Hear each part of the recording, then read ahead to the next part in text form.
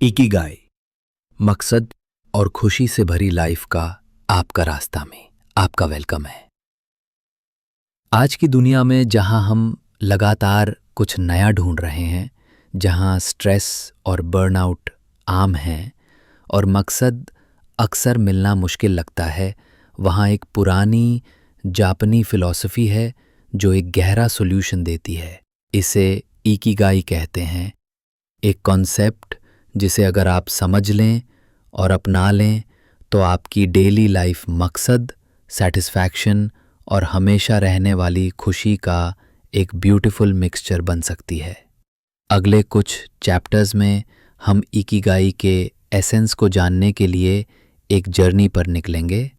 हम इसके ओरिजिन को समझेंगे, इसके मेन एलिमेंट्स को ब्रेक डाउन करेंगे और सबसे इम्पॉर्टेंट बात, इस पावरफुल फिलॉसफी को अपनी लाइफ में आज से ही कैसे अप्लाई करें ये जानेंगे। तो तैयार हो जाइए, एक गहरी सांस लीजिए और एक मीनिंगफुल लाइफ के सीक्रेट को अनलॉक करने के लिए रेडी हो जाइए। चैप्टर 1, इकिगाई की फुसफुसाहट। ये क्या है असल में?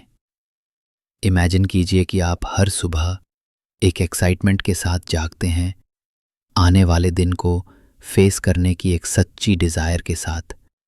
एक ऐसी लाइफ की कल्पना कीजिए जहां आपका काम एक बोझ जैसा न लगे, जहां आपके पैशन को नरिश किया जाए और जहां आप खुद को किसी बड़ी चीज़ से डीपली कनेक्टेड महसूस करें। यही इन एसेंस इकिगाई का प्रॉमिस है। इकिगाई वर्ड को अक्सर होने का एक रीज़न, सुबह उठने का एक रीज़न या हमेशा बिजी रहने का आनंद के रूप में ट्रांसलेट किया जाता है, लेकिन ये एक सिंपल ट्रांसलेशन से कहीं ज़्यादा डीप है। ये एक कन्वर्जेंस है, एक स्वीट स्पॉट जहां आपकी लाइफ के 4 बेसिक एलिमेंट्स मिलते हैं। इसे 4 ओवरलैपिंग सर्कल्स के साथ एक वेन डायग्राम के रूप में सोचें। जो आपको पसंद है, आपके पैशन, हॉबीज़, वे चीज़ें जो आपको बहुत खुशी और एनर्जी देती हैं, जो आप अच्छे हैं उसमें, आपकी टैलेंट, स्किल्स, एबिलिटीज़, चाहे वे नेचुरल हों या आपने उन्हें डेवलप किया हो। दुनिया को क्या चाहिए, वे प्रॉब्लम्स। चैप्टर 2, दिल की बात। जो आपको पसंद है, ये वो जगह है जहां जर्नी सच में शुरू होती है, आपके दिल से। इससे पहले कि हम स्किल्स, नीड्स या पैसे के बारे में बात करें, हमें सबसे पहले उन चीज़ों से फिर से कनेक्ट होना होगा जो सच में आपकी स्पिरिट को जलाती हैं। वे कौन सी एक्टिविटीज़ हैं जो समय को गायब कर देती हैं? आप ऐसा क्या करते हैं जो सिर्फ खुशी के लिए हो, बिना किसी रिवॉर्ड या रिकग्निशन की उम्मीद के? कुछ लोगों के लिए ये पेंटिंग, राइटिंग या म्यूजिकल इंस्ट्रूमेंट बजाना हो सकता है। दूसरों के लिए ये गार्डनिंग, कुकिंग, नेचर में हाइकिंग या लव्ड वंस के साथ क्वालिटी टाइम बिताना हो सकता है।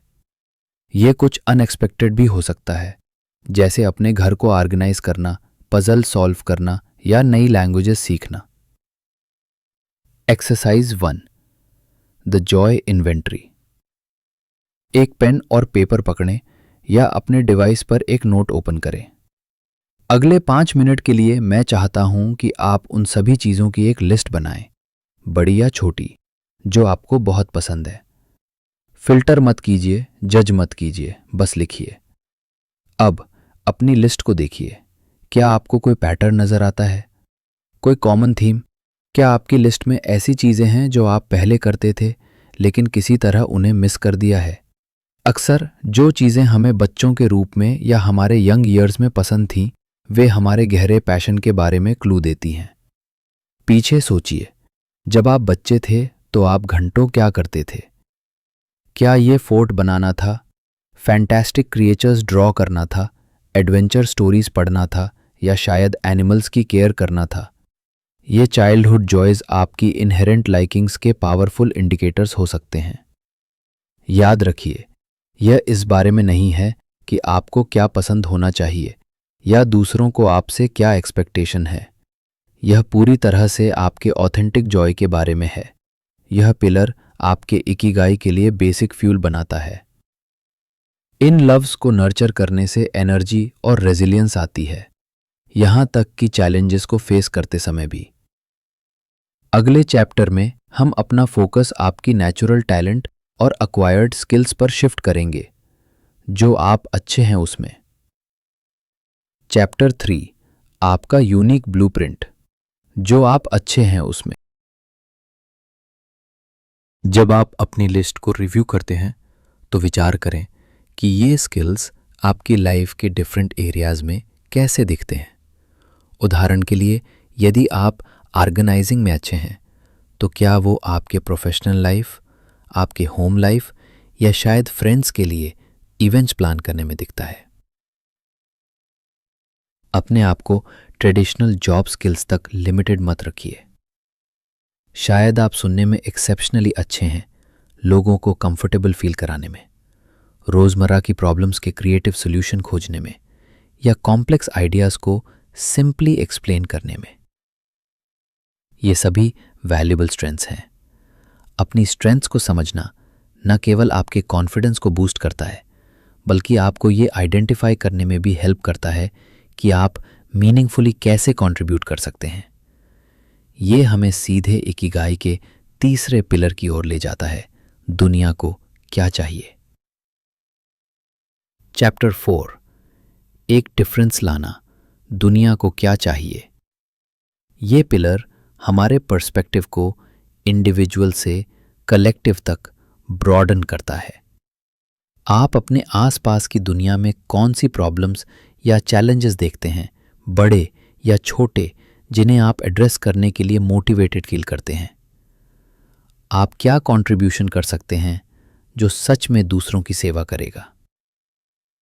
इसका मतलब जरूरी नहीं कि ग्लोबल वार्मिंग को सॉल्व करना हो, हालांकि ये हो सकता है। ये आपके कम्युनिटी, आपके वर्क प्लेस, आपके फैमिली या यहाँ तक कि सिर्फ कुछ इंडिविजुअल्स के भीतर भी कुछ हो सकता है। सोचिए, आप किन कॉजेस के प्रति पैशनेट हैं, आपको कौन से इनजस्टिस परेशान करते हैं, आप डेली लाइफ में किन कॉमन फ्रस्ट्रेशन को ऑब्जर्व करते हैं जिन्हें आप हेल्प कर सकते हैं।